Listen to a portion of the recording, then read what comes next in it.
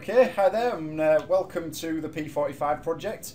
I'm Mike Jones, and I'm very, very, very lucky today to be joined by Jackie West and Cora McKeown, who are literally my upline, as it's called, in the Forever Living Network. Hi there, Cora. Hi, Jackie. Thanks again for joining us.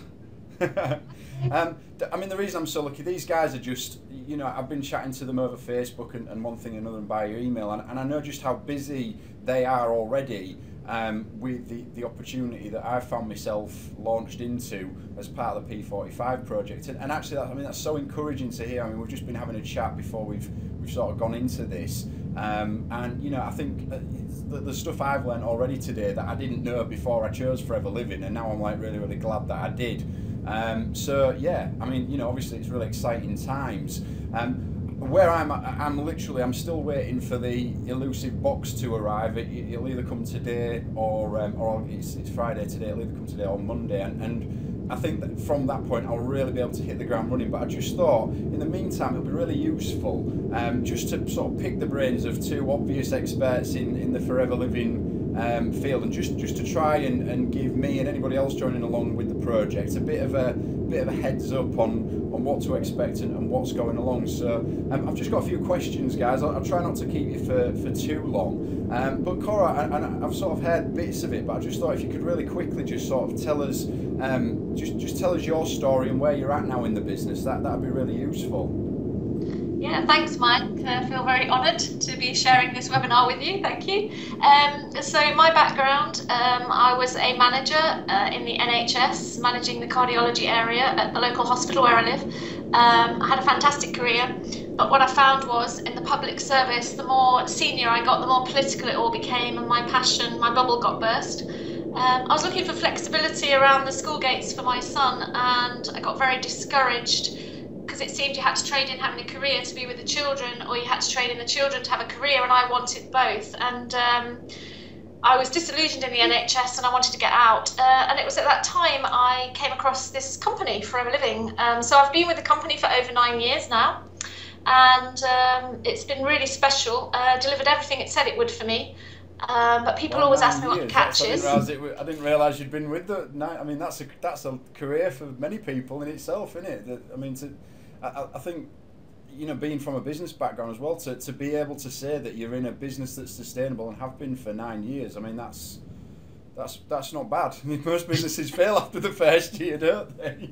Yeah, well, that's what I've understood. But the beauty of it is that I've never been in business. I'd only ever had a heavily protected public service background. So how on earth can I run a successful business? But the reason I've been able to do that is because the ongoing training and support, heavily backed by highest award of investors in people, and without that training and support I probably would have sunk. But we get a really, really good training to become a business owner. So yeah, that's my story. People ask me what the catch is. The catch is I've delivered for the company. So the catch is we have to do some work. We have to become a student again and do some work. No, I think, well, I mean, I think that's a really important point, because, you know, I mean, obviously I've been telling people about the project and what I'm doing, and it's like, you can't get rich quick, Mike. There's no shortcuts. And I said, well, I'm not trying to prove that. What I'm trying to prove is that with nothing but a bit of hard work and a bit of determination and a system to do that with, you can get the financial freedom that you want. And I think sometimes that's the bit that people miss. They just want to push the button and the cash to come out of the machine. But you know, I think certainly that's something I'm hopefully coming to this project with myself, is that, yeah, you know, we actually are going to have to do something here if we want to get 300 grand and a grand a week income out of it. So that's really cool. Jackie's my immediate upline, so I guess you're my boss, aren't you, Jackie? If we can call you that. Obviously you haven't been in the business quite as long as Cora has. I mean, how long have you been in the business, and where are you at with your team now that I'm now a member of? How big is that team, and how have you built that up? Well, I joined the company, is it 7 or 8 months? I can't remember, Cora. About as recent as that then? Yeah, 7 months ago. Came from the same background as Cora, really. So registered nurse, working on critical care. I've got 3 children now. My children have grown up now, sort of, you know, teenage age, and I've missed them grow up, missed the sports days, missed all the shows at school, and basically I'd had enough of sort of nursing and doing the kind of hours that I was doing for very little reward, really. So started looking for something else and literally stumbled across Forever. Joined the company, signed immediately, and literally ran with it as soon as I started with the company, really. So I seen straight away the potential that it could offer, and for me it was just a case of not if it would work, it was when it would sort of work. And that's literally just following along with the process that Forever Living's got in place, then, is it? It is, yeah. And so when people say to me, I don't know enough people to start this business, I don't know enough people to talk to, I do have to kind of do a bit of a smile, really, because I'd moved down to Cornwall 2 years before, literally knew nobody, and I've now got a huge team. So we had a team meeting on Tuesday, and I did forget to actually take a picture, but my entire room was full of team members. Although I've gone out and sought, so I didn't know one of them before, literally went out and sought them team members, probably got about 30, 35, 40 in the team now, and I've probably recruited about 12 of them. So my team's starting now to go down sort of 3 and 4 generations, and I'm starting to build what we call 3 good legs.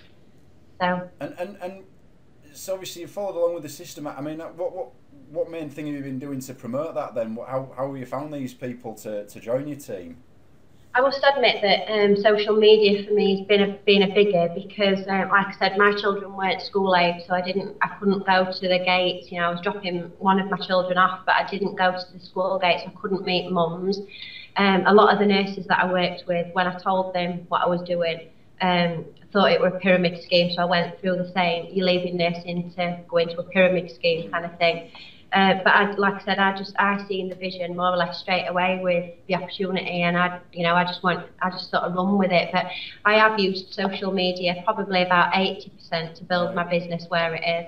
Well, that's interesting for me to hear, coming from my background. Hopefully we can replicate some of that success then within the P45 project. I mean, just before I move on, I mean, obviously I've set quite specific financial goals for the project, in as much as, you know, I really want to build a replaceable income, so £1,000 a week's where I've set that at, and ultimately I want to be able to pay the mortgage off, so that's 300 grand. Have you been able to set any sort of financial goals and achieve any of them yet? Is that something is it feasible, I suppose, is the question I'm asking. It is, yeah. I'm no longer nursing, so I quit my. I think because I'd seen the potential, and I think with what I'd earned in the first few months, thought, wow, if I could put a little bit more time to this, then I could be earning quite a good little income from this. So I did actually take the big plunge and hand my notice in. You got your P45? Yeah, I got my P45. Awesome. Started with Cora more closely then. And I did a couple of shifts, what's called bank, so I would ring them and tell them when I was available and sort of fill the shifts in. But I did leave sort of critical care at that point, and just did a few community bank shifts, and so I have actually replaced my nursing income now, so I'm working solely from this full time. And as I've just had a big recruitment at the end of January and the start of February, then that income's just going to grow quite wow, and I'm excited. Corey, obviously you've been in the business a lot longer than Jackie. I mean, is that something that's common? I mean, Jackie's effectively a living, walking P45 project. She's got a P45 and replaced her income. Is that commonplace within Forever Living, or is that just, does that happen a lot? Well, the business has got the same rule as any business, that the 80-20 rule, 20% of the people come in and do 80% of the work. So it's not about who got in first, it's about who does the work. I actually played around with the business at first. A lot of it was because I was stuck in fear, because I'd never done anything like this before and I was a little bit scared. But as I worked through the fear, I realised I've got to get my head down and get on with it. And it took me about 10 months then to be earning £3,000 a month, and I was absolutely blown away by that. And then within 3 years, my paycheck from the company was double my last paycheck from the hospital after 17 years in the NHS. So I was ecstatic. I mean, I was at home with my son, I wasn't earning. So to be bringing in £3,000 a month for flexible work around the school gates, that was incredible. Yeah. But last year, I mean, the last few years, my business has rocketed, because the thing with network marketing is it will explode. It's a domino effect. You wouldn't be able to stop my business even if you wanted to now. So last year, my best bonus in 1 month, 8,200 in a month. So nice. it's definitely delivered. My husband said it wouldn't work in the first year, and that was a really big drive for me to prove to him that I would make this work. Stubborn. Yeah, stubborn. Yeah. So financially, it's changed our lives really. Awesome. I mean, just to kind of wrap up then, we don't want us to run on too long for the people watching it. But I suppose there's a couple of questions I just thought I'd put one to each of you that just might help me to set off on the right foot. I mean, if I talk to you first, Jackie, what would be the single most important piece of advice you could give to somebody starting out like I am right now? Basically, just talk to people. And don't judge people, because the people that I thought that might join my business were the people that have actually not done anything with it, not had any products from me. So I kind of prejudged what I thought people would think. So really kind of, just ignore that and just crack on and talk to people is my best advice. Because that's how I've grown my business really. So literally it started by using Facebook, and I'm now getting out and about and speaking to people, and I'm noticing that my business is just growing even more. So awesome. That's my bit of advice, yeah. Thanks ever so much for that. And the other question that I always like to ask that often is even more useful. So if I ask you that, Cora, and what's the single biggest mistake people make when they set off with this sort of opportunity? So moving the business forward is all about developing people, and that requires talking to people, recommending people into the company. It's all statistically driven. So if we speak to X amount, then we'll recommend X amount into the company. But the biggest mistake is that people don't work the stats. And the other biggest mistake is that they don't attend the company trainings. So they're out there working blindly, and that's what can give companies a bad name. So my advice is you've got to get on the trainings to learn your new career, and then you've got to do the income producing activity, which is working the stats. Cool. Sounds pretty straightforward. Well, look, guys, I'll wrap up here then. I mean, thanks again for your time. I know it's precious. I know you're really busy.